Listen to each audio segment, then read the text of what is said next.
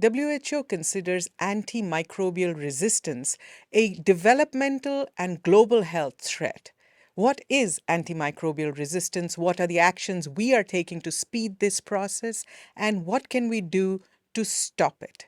Hello and welcome to Science in 5. I'm Vismita Gupta Smith. We are talking to Dr. Hanan Balkhy today. Welcome, Hanan. Explain antimicrobial resistance to us, please.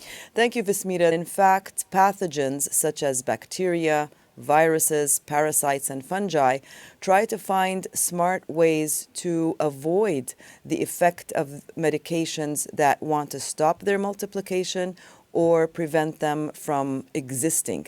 If we focus on bacteria, for example, antibiotics are agents, they are medications that are used to prevent the multiplication, so they kind of stop the bacteria in their tracks, or they actually kill them off.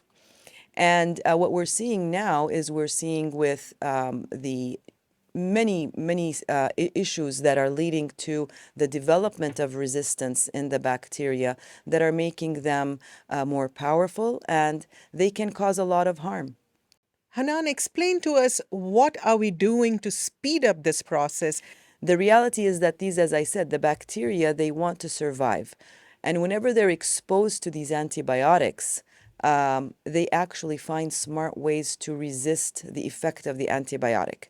So anything that we do, whether we add antibiotics in the animal feed, whether the antibiotics leak into the environment, into our water, into our food, and also when we intentionally and knowingly take antibiotics without a physician's prescription, without a doctor's prescription, and we use these antibiotics, we are actually assisting and helping these bacteria to develop defensive mechanisms, which is in other words called resistance.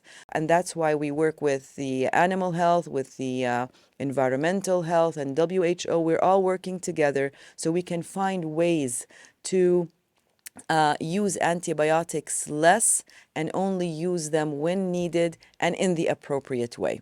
Hanan, are there actions we can take to prevent these germs from becoming resistant to our treatments? Yes, on the solutions, it's very important because this is where we all come together, whether as humans within the different sectors. It becomes very important that we are aware of what is it that we can do to stop the continued emergence of resistance.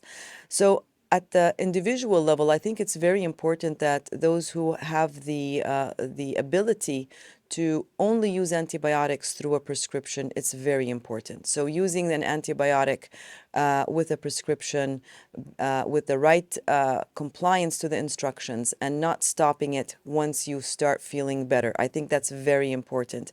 Not sharing your antibiotics with your family members, not saving the remaining of your antibiotic course for a future illness.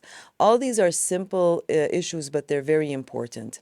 For example, in the healthcare setting, where the spread of bacteria takes place in a very invisible fashion, but it does take place between the different patients, between visitors and patients. So visiting hospitals only when necessary, making sure that the basics of hand hygiene, of the respiratory etiquette, covering your mouth and nose when sneezing, washing your hands and or sanitizing them with the alcohol hand gels.